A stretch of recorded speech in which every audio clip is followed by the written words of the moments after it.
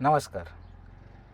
निवडणुका डिक्लेअर झाल्यापासून आता राजकीय पक्ष, राजकारणी, कार्यकर्ते यांची खूप पळापळ सुरू झाली. त्यांची पळापळ जशी सुरू झाली आहे तशी लोकांची देखील पळापळ सुरू आहे. कोणता पक्ष किंवा कोणता उमेदवार आपल्यासाठी पूरक आहे याच्यावर कदाचित उमेदवार विचार करतात की नाही मला माहीत नाही. परंतु लगबग आणि इकडे तिकडे म्हणजे विशेषतः उमेदवार इकडे तिकडे जाण्याचं प्रमाण वाढलं आहे.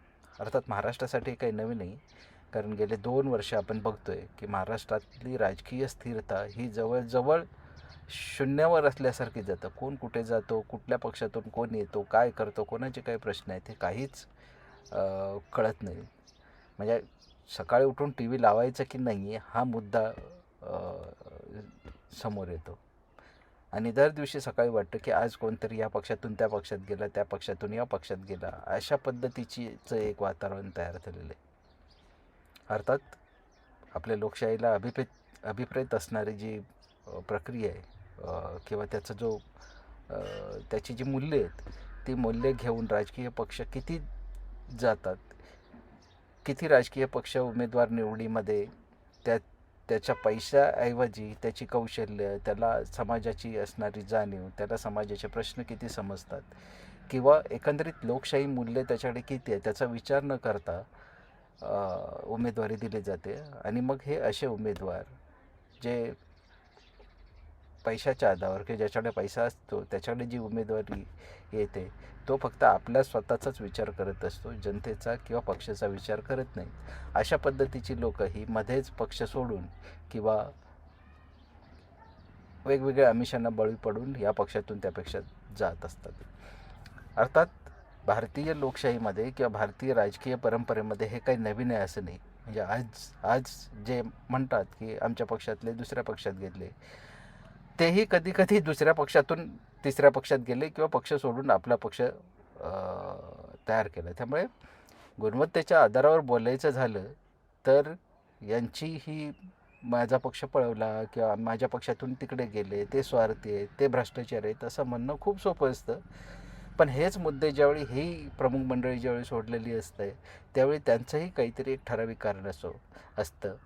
त्यामुळे या पक्षातून त्या पक्षात जाणाऱ्या व्यक्ती ह्यांच्यासमोर काही ठराविक कारणं असतं जे ते समोर बोलतात. इतर कारणं असतात, ती कारणं बाहेर शक्यतो बोलली जात नाहीत.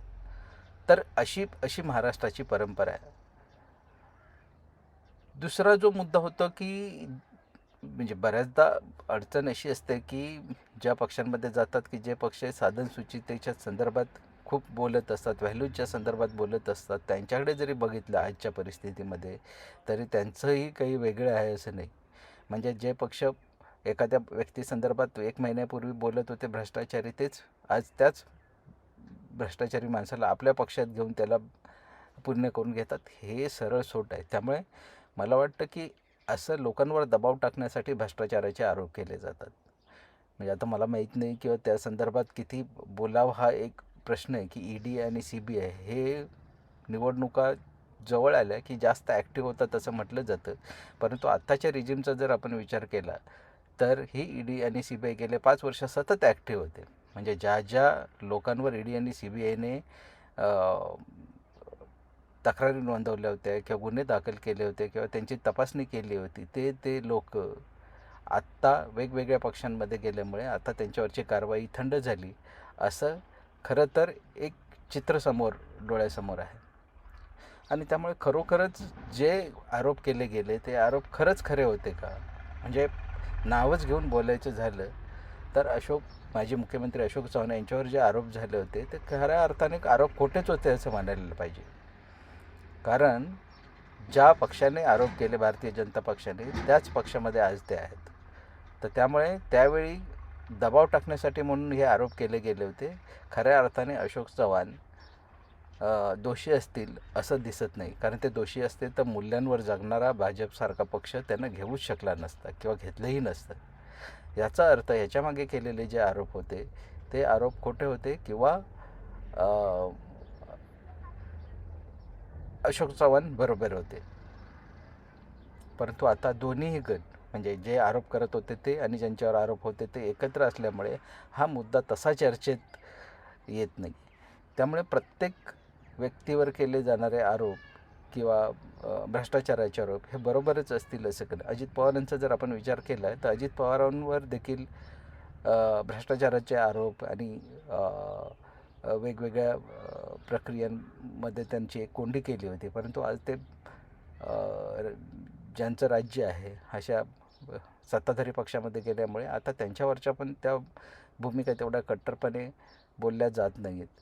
तर त्यामुळे खरंच कधी कधी विचार करायला लागतो. एक सामाजिक विचार करणारा किंवा एक नागरिक म्हणून ज्यावेळी आपण विचार करतो त्यावेळी राजकीय पक्ष किंवा ठराविक एखादी आस्थापना अशा प्रकारचे आरोप करतात आणि नंतर त्याचं का होत नाही. म्हणजे 2G घोटाळ्याचं आपलं उदाहरण आहे. 2G घोटाळा झाला, त्यातून काँग्रेसची सत्ता गेली, परंतु त्या अर्थाने काही पुढे आलं किंवा कोणाला शिक्षा झाली असं दिसत नाही. तर त्यामुळे आत्ता जरी भ्रष्टाचार झाले, जरी लोकांना भ्रष्टाचारी ठरवलं, तरी लोक किती खरं मानतील किंवा लोकांनी ते खरं मानायला पाहिजे का याचा विचार करणं लोकांनी गरजेचं आहे. असं म्हणतात की निवडणूक आली की बाकीचे सगळे काही म्हणजे मागचा विचार न करता लोक मतं देतील असं पकडलं जातं. परंतु आत्ता पूर्वीसारखी परिस्थिती राहिली नाही. आज लोक बघत असतात, विशेषतः समाज माध्यमांमधून मिळणारी माहिती, अर्थात ती माहिती किती खरी असते हा जरी प्रश्न असला तरी तो वहापोह होत असतो. त्यामुळे लोक आपल्या पातळीवर विचार करतात. आपण कितीही खोटं बोललो, आपण कितीही लपवलं तरी लोकांना कळत नाही असा जो भ्रम काही लोकांचा असतो, विशेषतः उमेदवार किंवा राजकीय पक्षांचा, त्या भ्रमात त्यांनी आत्ता राहू नये असं मला वाटतं. अलीकडे म्हणजे पूर्वीपासून म्हणजे ज्यावेळी काही काही कार्यकर्ते किंवा काही यांनी म्हणजे विशेषतः मागची रिजिम 10 वर्षापूर्वीची रिजिम काँग्रेसमध्ये ज्यावेळी सत्ता होती त्यावेळी त्यांचं पूर्ण बहुमत असल्यामुळे एक उद्धटपणा होताच. म्हणजे आज जरी काँग्रेसच्या बाबतीत भारतीय जनता पक्षाने त्यांच्यावर दबाव टाकतात, अन्याय केला जातो असं जरी बोलत असलो आपण आणि ते काही अंशी खरं जरी वाटत असलं, दिसत असलं, तरी पण ज्यावेळी काँग्रेस सत्तेवर होता त्यावेळी तो उद्धटपणा होताच. अण्णा हजारांचे आंदोलन ज्या पद्धतीने काँग्रेसने हाताळलं, ज्या पद्धतीचा उद्धटपणा लोकांचा समोर आला, त्यातून त्यांना सत्ता गमावायला लागली, हे सत्य अजून काँग्रेसने ॲडॉप्ट केलेलं दिसत नाही आहे.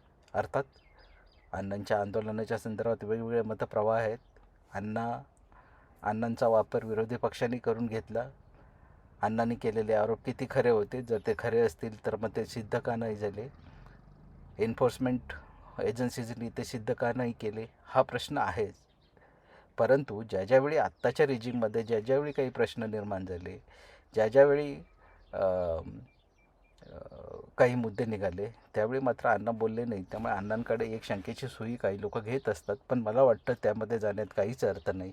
त्यावेळी त्यांच्यासमोर मुद्दे होते, त्यावेळी त्यांनी ते मुद्दे मांडले.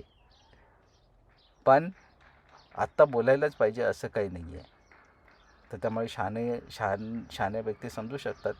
अर्थात त्यावेळी त्यांच्यासोबत जे लोक होते ते परत भ्रष्टाचाराच्या विरोधात बोलणारे, भ्रष्टाचार खणून काढणारे लोक आज देखील ते भ्रष्टाचाराच्या आरोपाखाली जेलमध्ये आहेत.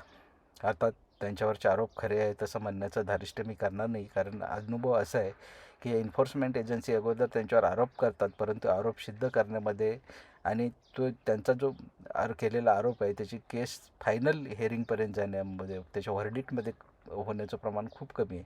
आणि त्यामुळे अशा ह्यांच्यावर म्हणजे आरोप असलेल्या लोकांना आरोपी समजणं ही आपण कोणीच चूक करू नये. कदाचित त्यांच्यावर गेलेले आरोप हे कदाचित खरे नसतील, कदाचित थोड्या काही दिवसांनी, मात्र अशा व्यक्ती ज्या 1 वर्ष, 2 वर्ष, 1.5 वर्ष जेलमध्ये राहतात आणि नंतर त्यातून काही मिळत नाही, त्या अर्थी त्या व्यक्तीचा जो बहुमूल्य वेळ असतो, 1 वर्ष असेल, 6 महिने असेल, 1 दिवस असेल, 1 तास असेल, तो त्याच्या जीवनातनं निघून गेलेला असतो. त्यामुळे राजकीय पक्ष किंवा एन्फोर्समेंट एजन्सीने हा विचार आता करायची गरज आहे की ते जे करतात त्याच्यामुळे लोकांचा जे मानवी अधिकार आहेत किंवा जो लोकांना जगण्याचा अधिकार आहे त्याच्यावर आपण तर घाला घालत नाही ना, ह्याचा विचार करायला पाहिजे.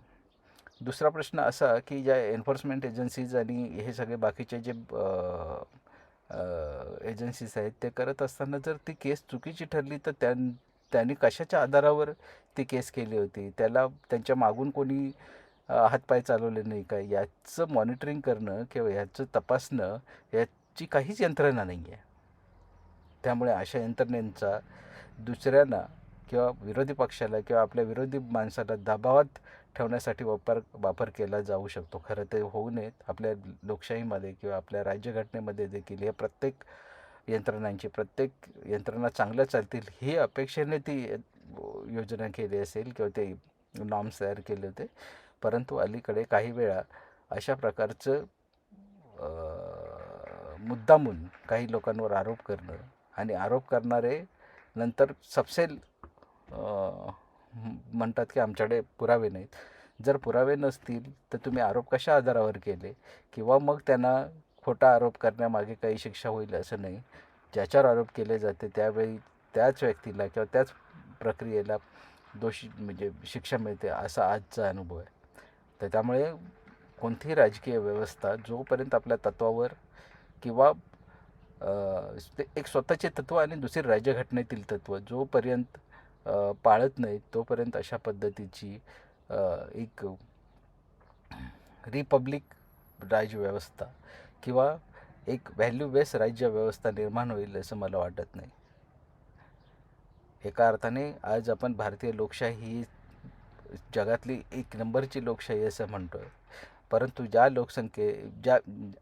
ज्या लोकशाहीमध्ये पक्ष फोडले जातात, पक्षातले लोक इकडे तिकडे निघून जातात, ज्या घटना घडतात त्याचा योग्य निर्णय लागत नाही आहे किंवा निर्णय लागला असं ज्यावेळी वाटत नाही आणि शंका निर्माण होतात, त्यावेळी ती लोकशाही किती सक्षम लोकशाही याचा विचार करणं देखील गरज आहे. आता निवडणूक आलेली आहे. निवडणुकीत कोण जिंकेल, कोण हारेल, कोणाला बहुमत मिळेल ह्याचा विचार ह्याच्यासाठी महत्त्वाचं नाही, कारण जे जिंकतील ते सत्ता बनवतील.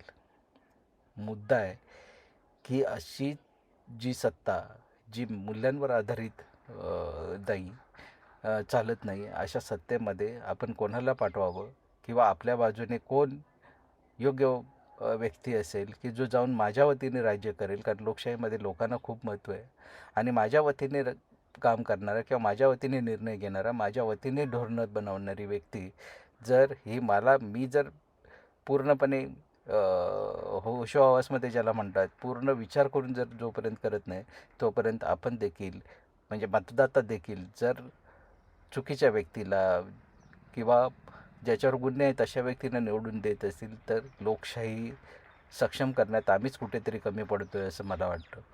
आणि त्यामुळे मला वाटतं की लोकांनी आत्ता विचार करण्याची गरज आहे की आपल्यासमोर कोणता उमेदवार आहे किंवा कोणता पक्ष आहे हे बघून निवडणूक करावी किंवा मतदान करावं.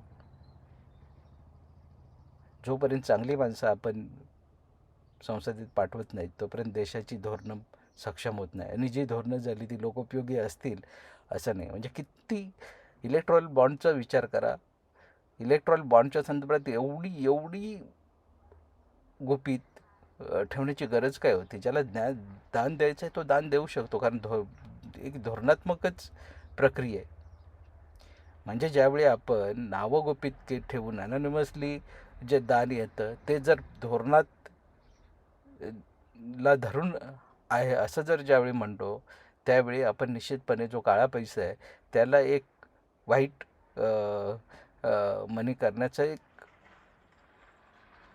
खुला रस्ता असा तयार करून देत असतो. आणि मग हा खुला रस्ता इतरांना का नाही? हा खुला रस्ता फक्त राजकीय पक्षांना का? ह्याचाही विचार करणं गरजेचं आहे. म्हणजे अशा पद्धतीचे निवडणूक रोख्यांच्या संदर्भात अशी दान द्यायचं असेल तर इतर प्रक्रिया वेगवेगळ्या संस्थांना दान पण देता यायला पाहिजे. निवडणूक रोखे म्हणण्यापेक्षा असं जर त्याच्यामध्ये जर अशी एक भूमिका असेल की काळा पैसा हा चलनात किंवा अर्थव्यवस्थेत यावा ही जर भावना असेल तर मग अशा पद्धतीची रोकं एखादी व्यक्ती घेऊन एखाद्या संस्थेला देऊ शकते, एखाद्या मंदिराला देऊ शकते. परंतु अशी दानं जी असतात ते उत्पादक कारणासाठी दिली जात नाहीत. विशेषतः राजकीय पक्ष यांनाच अशा पद्धतीची दानं दिली जातात. कारण त्या दान दिल्यामुळे नंतर आपल्याला पूरक असणारी धोरणं, आपल्याला पूरक असणाऱ्या सोयीसुविधा, आपल्याला पूरक असणारे लाभ हे मिळावेत या दृष्टीने ही दानं दिली जातात. आणि त्यामुळे अशा दानांचा जो समावेश आपल्यासारख्या राजकीय व्यवस्था असलेल्या, आपल्यासारख्या लोकशाही व्यवस्था असलेल्या देशाला परवडणारी नाही आहे. दुसरा असा मुद्दा की कोर्टाने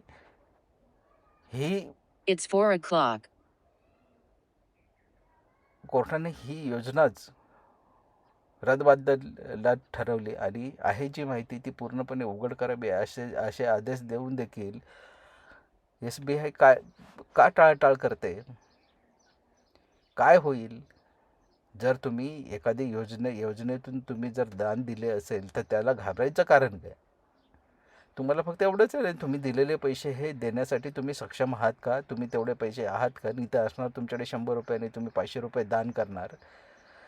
याचा अर्थ आपण सरळ सोटपणे वाईट चालीरीतीनं अधिष्ठान देतो अशा पद्धतीने होतं. आणि त्यामुळे सगळ्या सरकारना अर्थात ह्याच्यामध्ये कोणी वेगळं नाही, सगळ्या पक्षांना ही दानं मिळाली आहेत. काही पक्षांना जास्त मिळालीत, काही पक्षांना कमी दानं मिळालीत. त्यामुळे या पद्धतीची दानं किंवा या पद्धतीचे इलेक्ट्रोल बॉन्ड आपल्यासारख्या लोकशाही असणाऱ्या राष्ट्रांमध्ये किंवा राज्यांमध्ये अशी अशी अशी ही मूल्य वर्धित ही गोष्ट नाही आहे. त्यामुळे आपली धोरणं ही मूल्य सोडून जर जाणारी असतील तर आजच एक वेळ आहे. निवडणुका लागल्यात, पुढच्या 1-1.5 महिन्यात निवडणुका होतील. निवडणुकांमध्ये आपण उमेदवार निवडून देत असो. आत्ता आपण मतदारांनी जागरूक व्हायला पाहिजे आणि आपलं मत किंवा आपलं भलं जो उमेदवार करेल, जो पक्ष करेल त्या पक्षालाच आपण मतदान करायला हवं. जोपर्यंत आपण आपल्या उमेदवारांना, आपल्या पक्षांना ज्यांना आपण मतदान करत असतो त्यांना प्रश्न जोपर्यंत विचारत नाहीत तोपर्यंत आपल्या बाजूने कोणी मला एक आश्चर्य अजून एक वाटतं की जो टॅक्स पेयर जो आहे तो गप्प का? म्हणजे काही वेळा लोक, गरीब लोक किंवा ज्यांचे प्रश्न आहेत असे लोक आंदोलन आणि ह्या माध्यमातून आपला आवाज व्यक्त करतात, परंतु जे टॅक्स पेयर आहेत ते टॅक्स पेयरचा आवाज बंद का? नेमकी काय अडचण आहे हा मुद्दा मला कळेनासं झालं आहे. आणि त्यामुळे टॅक्स पेयरनी पण आता बोलायला पाहिजे, कारण त्यांनी दिलेल्या टॅक्सच्या आधारावर आपलं राजकीय आणि ॲडमिनिस्ट्रेटिव्ह व्यवस्था चालत असते. मुद्दा हा आहे की आपण आपल्या राजकीय व्यवस्थेला किती अकाउंटेबल पकडतो. आपली राजकीय व्यवस्था मूल्यांवर चालावी. आपली लोकशाही मूल्यावर आधारित आहेत, पण त्याचा प्रत्यक्ष वापर किंवा त्याची अंमलबजावणी कशी करता येईल हा मुद्दा आपल्या दृष्टीने, मतदारांच्या दृष्टीने खूप महत्त्वाचा आहे आणि नागरिक म्हणून ते आपलं कर्तव्य देखील आहे. त्यामुळे या येणाऱ्या निवडणुकीच्या काळात आपण हे प्रश्न जागरूकपणे आपल्या डोळ्यासमोर ठेवायला पाहिजे. पूर्ण न होणारी वचनं समोर आली की त्याच्यावर आपल्याला प्रश्न विचारायला लागतील. त्यामुळे आपल्याला कोणी गृहीत धरतं किंवा आपण त्या जातीचे आहोत, त्या भाषेचे आहोत असं विचार न करता आपल्याला कोणी गृहीत पकडू नये हा मुद्दा लक्षात घेऊन आपण निवडणुकीमध्ये सहभागी व्हावं. अर्थात लोकशाही सुदृढ करायची असेल तर सगळ्यांनीच मतदान केलं पाहिजे आणि हे मतदान योग्य व्यक्तीनं केलं जाईल असा माझा अट्टाहास असेल. आज एवढंच. पुढील चर्चा पुढच्या भागात करू. ही जी चर्चा आहे केलेली आहे ती आपल्याला आवडली असेल तर आपण लाईक करा आणि अशा पद्धतीचे व्हिडिओ तयार करावे आपल्याला वाटत असतील तर आपण या चॅनलला सबस्क्राईब करा. ही एवढी विनंती करून आपली रजा घेतो. धन्यवाद.